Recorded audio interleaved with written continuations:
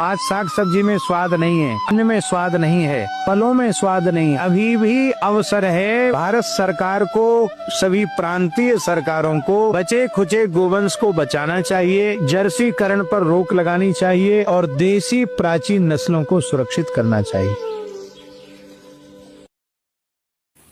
हम लोगों को जो पता है वो इतना कम पता है कि काम नहीं चलेगा। हमको वर्तमान समय में सिर्फ इतना पता है कि गाय एक दूध देने वाला पशु है।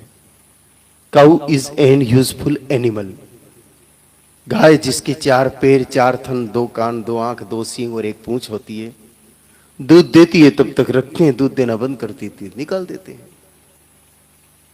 बछड़े पहले बैल बनते थे, आजकल उनकी भी जरूरत नहीं बची, इसलिए बछड़े भी कटने के लिए चले जाते हैं।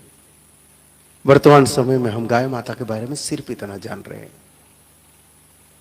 जबकि सरल तथ्य अगर समझे तो धरती को कागज करूं करूं कलम बन राय, 7 समुद्र की शाही करूं पर गौगुण लिखा न जाए।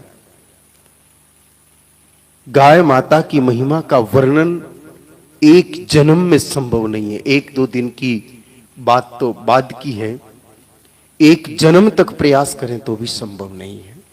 इतनी विशाल गाय माता की महिमा है। हम जिस गाय माता को गलती से पशु समझ बैठे हैं, हालांकि दोष आज की पीढ़ी का नहीं है। करीब 800 वर्षों तक हम लोग गुलाम रहे, पुर्तगालियों के, अंग्रेजों के, मुगलों के। उन लोगों ने 800 वर्षों में धीरे धीरे कहीं न कहीं हमारे दिमाग में यह चीज डाल दी कि गाय पशु है, जबकि हमारे धर्म ग्रंथ स्पष्ट कहते हैं कि तिलम न धान्यम पशुवत न गावः। गाय माता पशु नहीं, गाय माता प्राणी नहीं, गाय माता सनातन धर्म का प्राण है। गाय माता जानवर नहीं, गाय माता भारतीय संस्कृति की जान है, अपने वैदिक सत्य सनातन धर्म की शुद्ध पहचान है। और गहराई से आप अवलोकन करेंगे तो आप खुद पाएंगे कि गाय माता अवतारों की भी इष्ट है और देवताओं के समान है। मैं सिर्फ 3 छोटी सी बातें आपकी सेवा में रख रहा हूं। मेरी 3 बातें सुनने के बाद आप जितने भी भाई बहन बैठे हैं, आप सबको लगे कि वाकई गाय माता में कोई न कोई ऐसी दिव्य शक्ति है जो हमारे जीवन की समस्याओं का समाधान कर सकती है, तो हम लोग करीब 1 घंटा चर्चा और करेंगे। और 3 बातें सुनने के बाद आपको लगे कि हमको तो गाय माता में ऐसा कुछ खास नहीं दिखा, तो फिर आपका कीमती समय खराब नहीं करेंगे। 5 मिनट में तीनों बातों को पूरी कर देंगे। पहले तीनों बातों को आप सावधानी से सुने।